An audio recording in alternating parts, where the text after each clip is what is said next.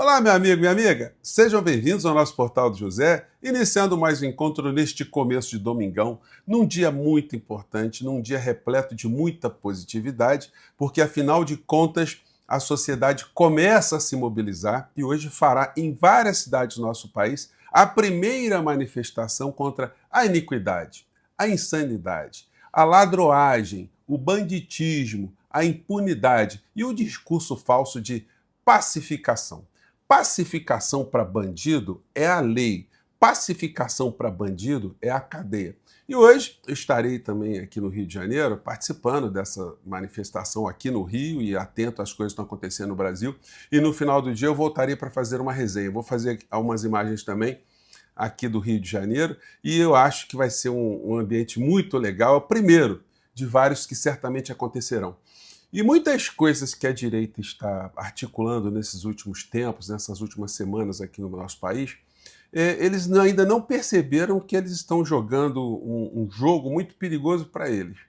Porque o projeto de emenda constitucional da ladroagem, esse será barrado no próprio Senado. E se passasse, iria ser barrado no Supremo Tribunal Federal, como sempre disse aqui para vocês. Vou mostrar aqui que tem gente desse campo paralelo, desse universo paralelo, que está querendo ainda apresentar versões constitucionais, né? Querem dar aulas a constitucionalistas conhecidos aqui no nosso país, mas também não vai adiantar. E uma outra questão é essa da anistia que estão pretendendo para esses criminosos todos, com uma participação muito oculta de um personagem que está eclodindo com muita força, que seria o substituto de Bolsonaro.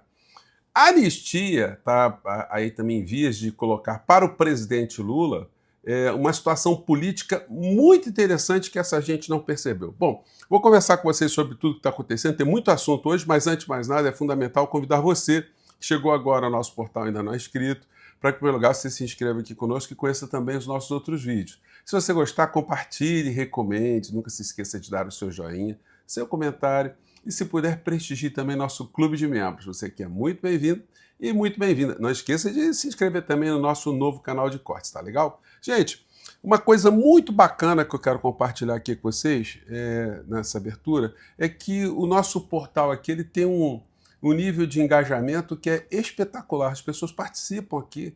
Então, quando eu abrir uma votação para vocês votarem no nosso portal para a premiação do IBEST, vocês colocaram o nosso portal lá em cima.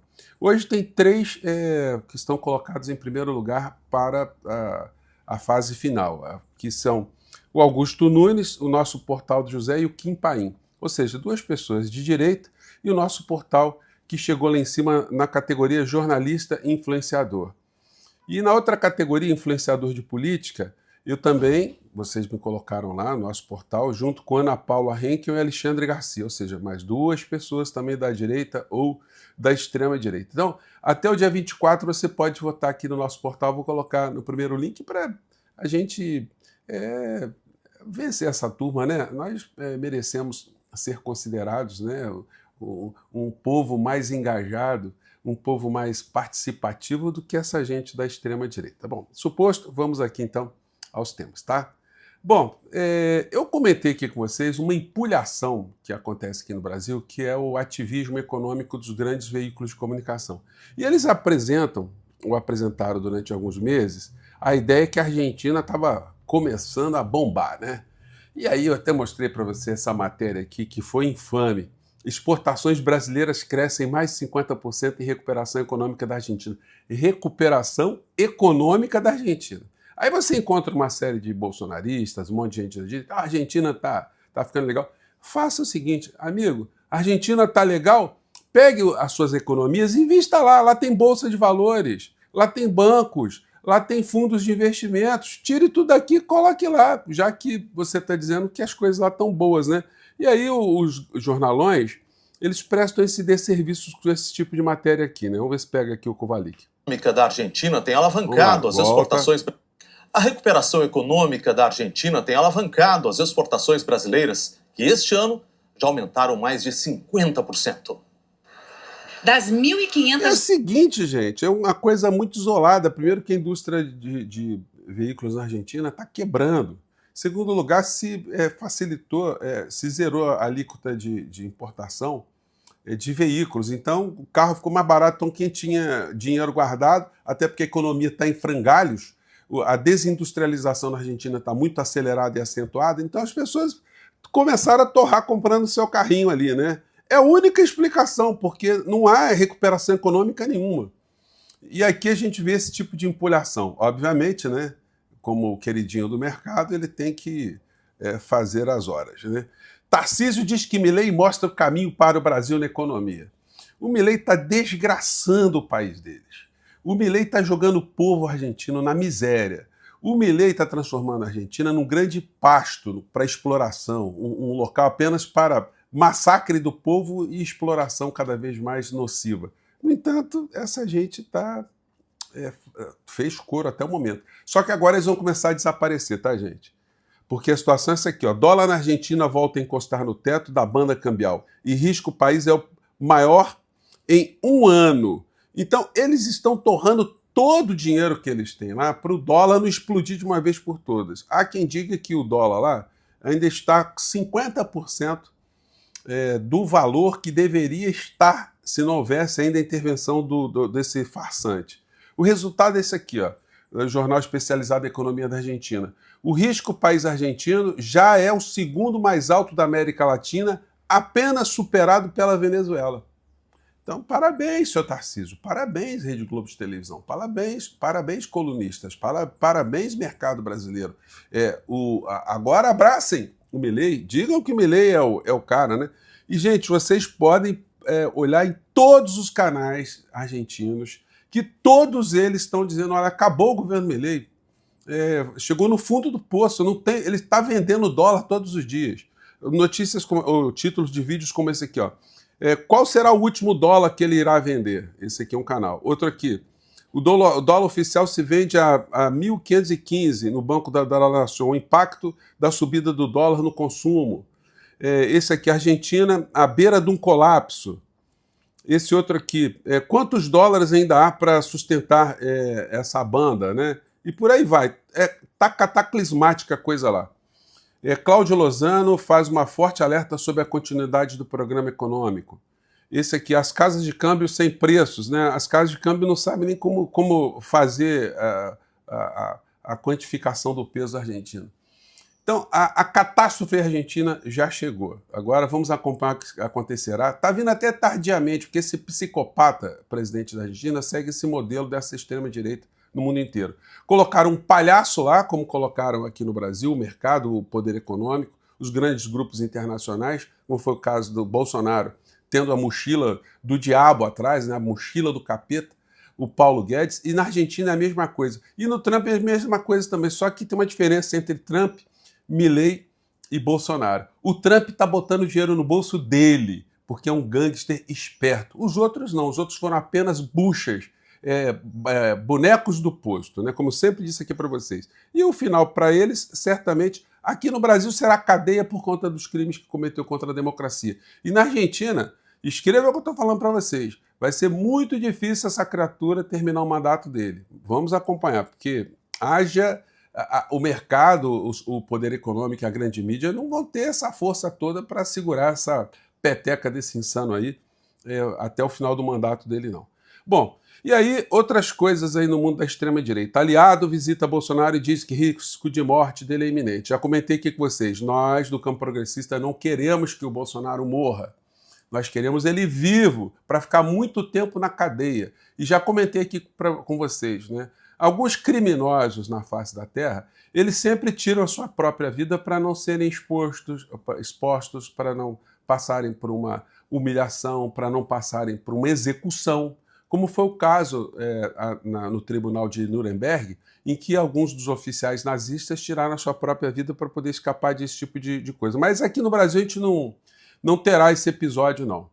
E as autoridades lá na Alemanha deram uma bobeira e os criminosos tiraram a sua própria vida. Por isso que é fundamental se ter uma fiscalização em cima do detento, em cima do delinquente, para ele não tentar ali também uma besteira em relação a si próprio para escapar da cadeia, né?